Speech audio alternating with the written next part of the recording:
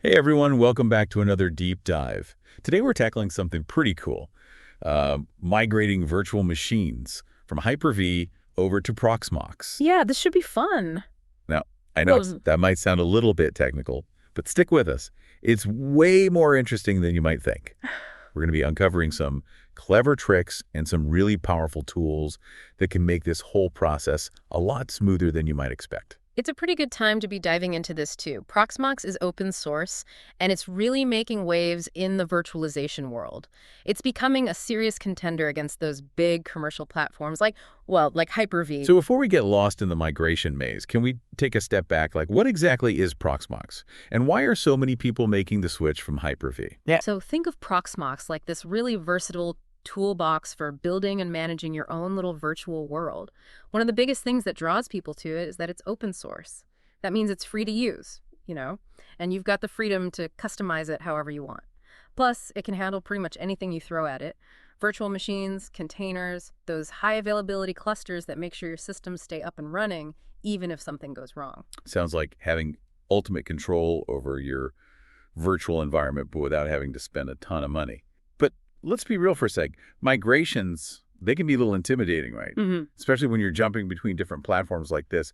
What are some of those common challenges that people bump into when they're trying to move from Hyper-V to Proxmox? Yeah, you're totally right. Migrations, they're not always like a walk in the park. One of the first things you'll probably run into is the difference in disk formats. Hyper-V uses VHDX, right? But Proxmox, it prefers QCOW2. It's like they speak two totally different languages, and you Right. got to translate before they can understand each other. Okay, that makes sense. So we need some kind of translator then to help us bridge that gap between those disk formats. Exactly. There are a bunch of tools and techniques we can use for this translation, and we'll get to those. Another thing you might run into is driver compatibility, especially if you're using Windows virtual machines. Proxmox, it often works best with these special drivers called VirtIO drivers, and they're made to really optimize performance in those virtual environments. Okay, VirtIO drivers. Those sound important. Can you give us a little more detail on like why they're so crucial and how are they different from the regular drivers we might already have? Think of VirtIO drivers as like putting high-performance tires on your virtual machines. They let your VMs communicate way more efficiently with that virtualized hardware, and the result is this way smoother, much faster ride. Now, those standard drivers, they can be a little clunky in a virtual environment, and that can lead to performance issues, even compatibility problems. Okay, so that's a great analogy. I can see why having those specialized drivers would make a big difference. So we've got these incompatible disk formats, potential driver issues to keep in mind. What else should people be kind of aware of before they jump headfirst into a migration? Another area where people get tripped up is the boot configuration.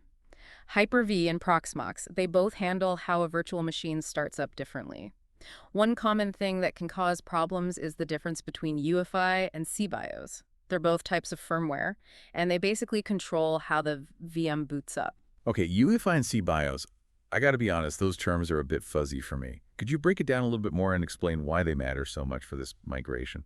Sure, think of UEFI and cBIOS like the instruction manuals for your virtual machine, the ones it uses to start itself up. UEFI is like the newer, more modern version, while cBIOS is the older, more traditional one. The main thing is to make sure that your Proxmox settings match the boot configuration that your virtual machine was using back on Hyper-V. If those settings don't match, you can get boot failures and a whole lot of frustration.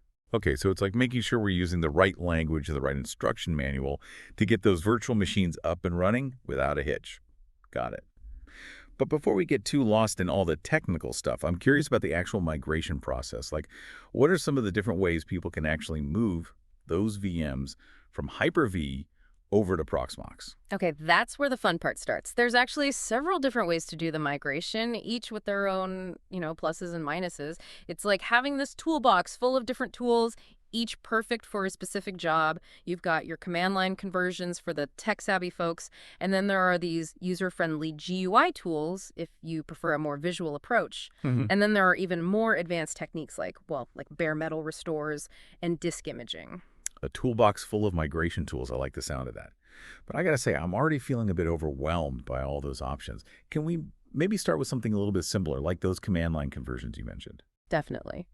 For simple migrations, especially if you're okay with using the command line, the qemu-img method is a really good place to start. It's powerful, lets you convert those VHDX disks over to the qemu-img format that Proxmox likes, kind of like translating a document from one language to another. Okay, I'm following you. But I gotta admit, the command line can be a bit scary for those of us who aren't exactly coding wizards. What does an actual command for this conversion look like? It might look intimidating at first, but it's really not bad. The basic command is qemu-img convert acuocow2 source.vhdx varlibs images vmid disk.qcow2. Basically, you're telling qemu-img to convert that source VHDX file to qcow2 and then save it in that spot on your Proxmox server. Okay, so we're telling it the source file, the format we want, and where to put it. It's like giving the translator all the instructions they need. But what if someone's not comfortable with the command line at all? Are there any more user-friendly options? Oh yeah, don't worry. There are definitely more visual tools. One that's really popular is the StarWind V2V Converter. It's free, and it gives you this graphical interface, so the whole conversion is really easy. You just pick your VHDX file, choose qcow2 as the format you want, and StarWind handles it from there. Free and easy to use. That sounds perfect for people who like to see what they're doing. But what about more complicated migrations? Like if you're moving a whole server with all its settings and configurations, is there a tool for that kind of job? Yeah, there is. If you're using SolarWinds Cove for backups, you can actually do something called a bare metal restore, and you can do that directly to Proxmox. It basically takes a snapshot of your entire server and copies it onto Proxmox. Bare metal restore. That sounds like you're basically starting from scratch, but with all your data and settings already there. Am I right? You got it. But you got to be careful. Bare metal restores can be a little tricky. You might run into some boot issues, especially if you have those driver compatibility problems. The key is to be prepared. You can actually modify the installation files and include those drivers you need. You can adjust the partition settings if you have to, even tweak the BIOS settings to make sure they match your Hyper-V setup. So a little bit of fine-tuning might be needed to make sure everything plays nice in the new environment. Makes sense. But what about good old-fashioned disk imaging? Does that still have a place in Hyper-V to Proxmox migrations? Absolutely. Clonezilla is this awesome open source tool for creating full disk images. And it's really handy when you're migrating Windows servers because it captures the entire system, so all your settings and configurations come along to the ride.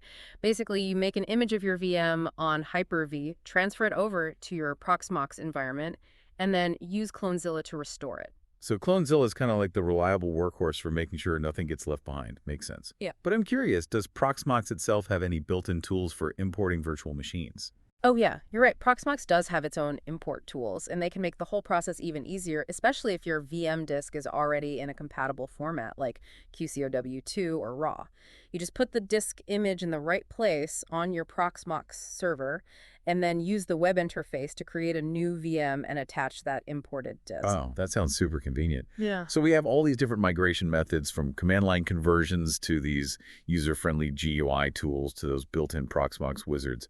But before we actually start migrating anything, I'm guessing there are some best practices or maybe some insider tips that can help guarantee a smooth and successful transition. Can you share some of those with us? Before you even think about migrating, install those Vertio drivers we were talking about on your Hyper-V VMs. That sets you up for the best performance on Proxmox and can save you a lot of headaches later down the line. Okay, Vertio drivers, got it. Yeah. What other pre-migration steps should we add to our checklist? Make sure to double check those boot configurations. You want to make sure the boot settings on your Proxmox VM match the ones on your Hyper-V VM, especially if you're using UEFI. A little bit of attention to detail here can prevent some big problems down the road. And of course, test those network settings. Verify that you've got the right virtual network card typeset. Intel E1000 is usually a pretty safe bet for those Windows VMs on Proxmox. Boot configuration, network settings, all noted. Yeah. Any other crucial pre-migration tips you can think of? This might seem obvious, but you should always, always back up your virtual machines before you even start migrating anything. It's your safety net in case something unexpected happens. Back up, back up, back up. That's definitely a mantra we should all be chanting, especially when it comes to our precious virtual machines. Any final recommendations for making sure we get the best performance once we're all up and running on Proxmox? One thing to consider is using ZFS for storage on Proxmox. It's famous for its performance, its reliability, and its advanced features, like snapshots, which let you make backups of your virtual machines in, like, seconds. It can totally change the game for your virtual environment. Okay, ZFS storage. That's definitely something I need to look into more. But even with the best preparation, sometimes things just don't go perfectly. What are some of those common hiccups that people might encounter during this migration? And more importantly, how can we troubleshoot those problems? One of the most common problems is boot failures. If your VM just refuses to boot after you've migrated it, the first thing you want to check is your partition tables. Make sure that disk is using the right MBR or GPT configuration. Tools like fdisk or partidu can get to those through a Linux install disk, can help you figure out those settings. So it might take a little bit of detective work to figure out those boot configurations, huh? What about network problems? Like what if we can't connect to our migrated VMs? Network issues, they usually come down to driver problems. Make sure those Vertio drivers are installed correctly and that they're configured the right way.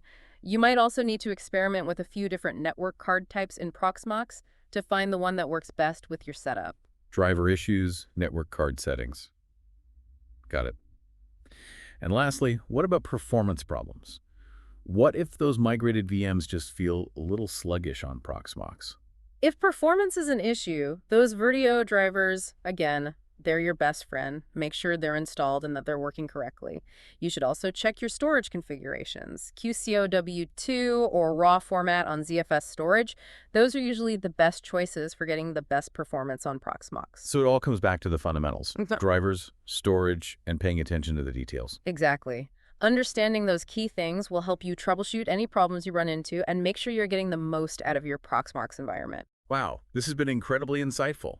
It sounds like migrating from Hyper-V to Proxmox, while it can be a little challenging, it's definitely doable with the right knowledge and the right tools. We've got all these different options at our fingertips, from command line conversions to user-friendly GUI tools to those built-in Proxmox wizards. And the best part is you're not alone on this journey. Proxmox has this really great community that's always willing to help. Don't be afraid to reach out to them if you need it. That's awesome to hear. Well, I'm already feeling a lot more confident about tackling a Hyper-V to Proxmox migration myself. But before we send you off to go conquer the virtual world, we've got one more exciting segment coming up. Stay tuned.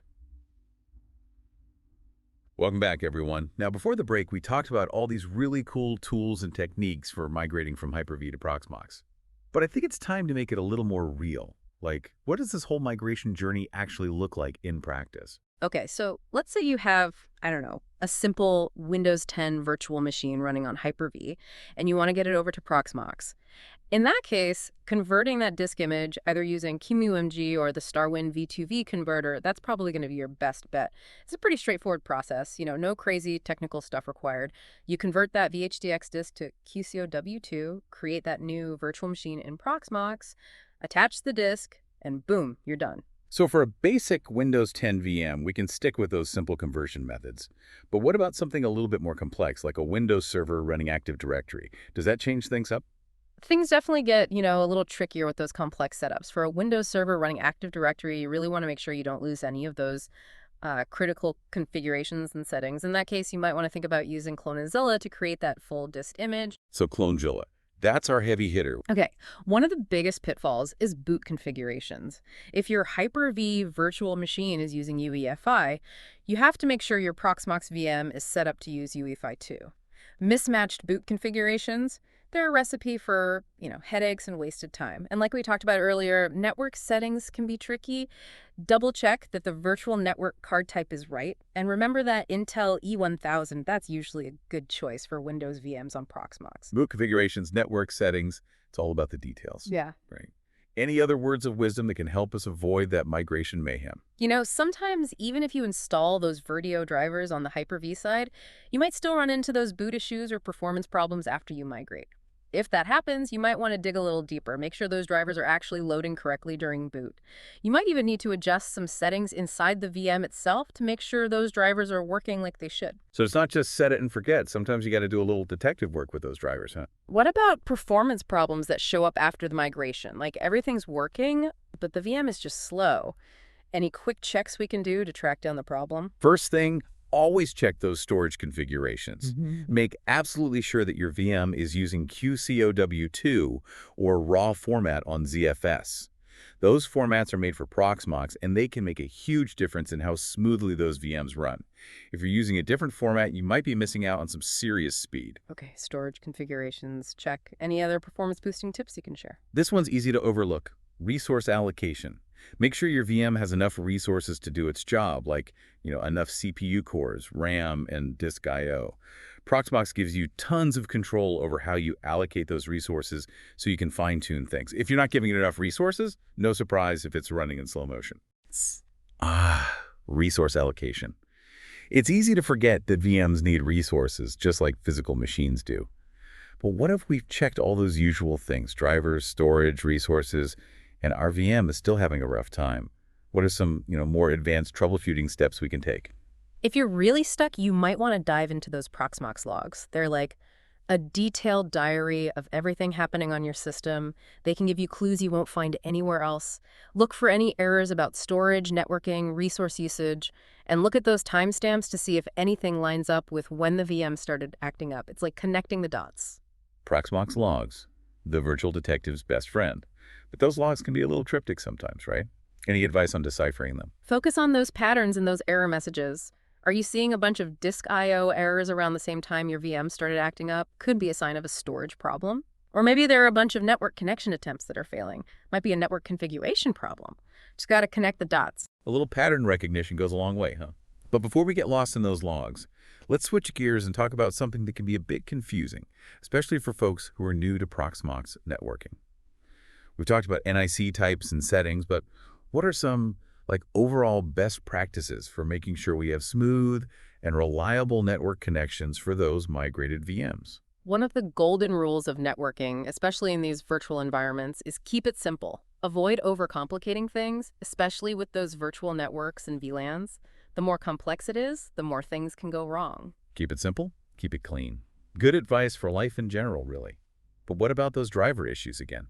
We've talked a lot about Virtio drivers for best performance, but what if we have a VM that doesn't have Virtio drivers available? Are we out of luck? Nope, not at all. While Virtio drivers are usually the best choice for Proxmox, sometimes they're just not an option. In that case, you can look at different drivers. The Intel E1000 network driver, that's one that's really compatible and often works well in Proxmox. It might take a bit of trial and error, but the key is to find the driver that gives you the best performance and stability for your VM. So worth experimenting with different drivers if Virtio isn't an option. Makes sense. But let's talk about something that's super important but often gets overlooked. Backups. We all know we should be backing up our stuff, but are there specific things to consider when we're backing up those migrated virtual machines on Proxmox? Okay, Proxmox has some really awesome built-in tools for backups and snapshots, and that ZFS storage we talked about plays a big role here. With ZFS, you can create snapshots of your VMs in no time, and it doesn't really impact performance. It's like taking a quick picture of your VM at a specific time. And these snapshots, they're lifesavers if you need to go back to a previous state, whether it's because of a disaster or, just a mistake. So snapshots are like instant backups. That's amazing. But what about offsite backups? Should we be thinking about those too? Oh, absolutely. Local backups are essential, but they don't cover everything, right? What if your whole Proxmox server goes down because of a hardware failure or something? That's where those offsite backups come in. They're like that extra layer of protection, that peace of mind.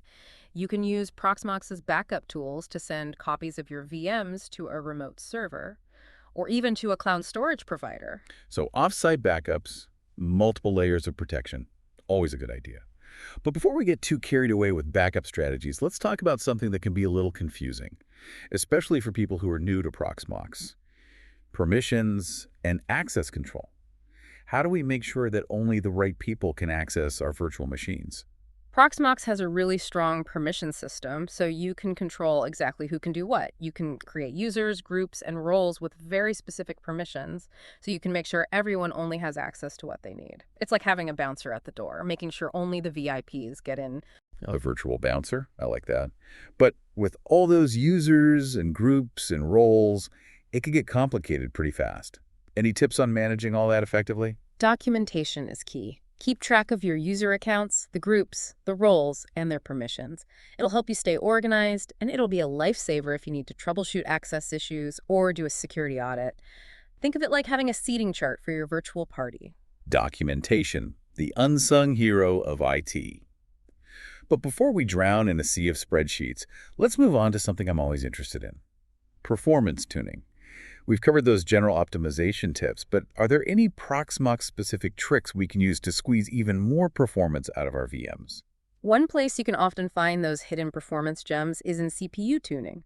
Proxmox lets you tweak the CPU type and features for your virtual machines, and that can make a big difference, especially for apps that use a lot of processing power.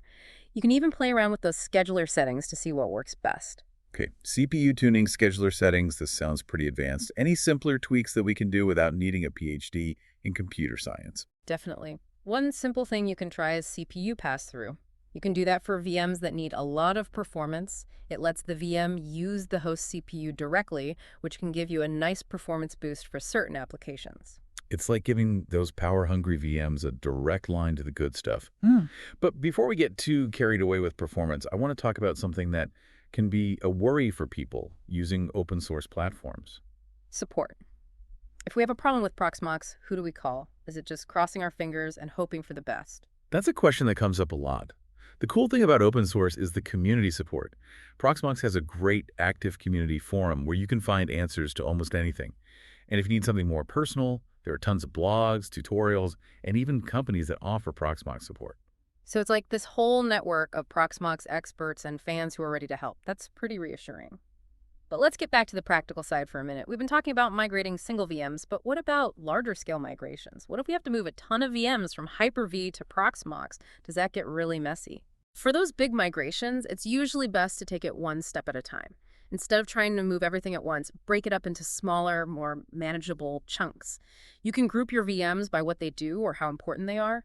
That way, you can test each a step before moving to the next one, minimize downtime, and reduce the risk of any major problems. So it's like a well-choreographed dance of VMs, huh?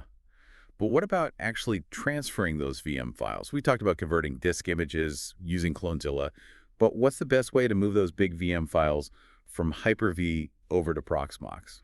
You've got a few different options there, and the best one really depends on the size of your virtual machines and how much network bandwidth you have. For small VMs, you can just copy those files over the network using tools like SEP or iSync. For larger VMs, you might want to use a dedicated file transfer tool or even physically move those storage disks over to the Proxmox server. So network transfers, file transfer tools, or even the sneakernet option if we have to. But before we start hauling hard drives around, let's talk about something that's really important but often gets missed. Testing. How do we make sure those migrated VMs are actually working right in their new Proxmox home? Oh, thorough testing is super important. Don't just assume everything's going to work perfectly after the migration. Take some time to test each VM, like check the network connectivity, make sure the apps are working, and test those critical services. It's a great time to make sure your backups and disaster recovery plans are all set too. Testing, testing, 1, 2, 3. It's like doing a sound check before the big concert to make sure everything's working right. But before we get too lost in test plans, I think it's time to wrap up this part of our deep dive with some final thoughts on this whole migration process. What are some key takeaways that our listeners should keep in mind as they start their own Hyper-V to Proxmox adventures? The most important thing is to plan, plan, plan. Take the time to really understand your current Hyper-V environment, what your Proxmox setup's going to look like, and what those virtual machines actually need.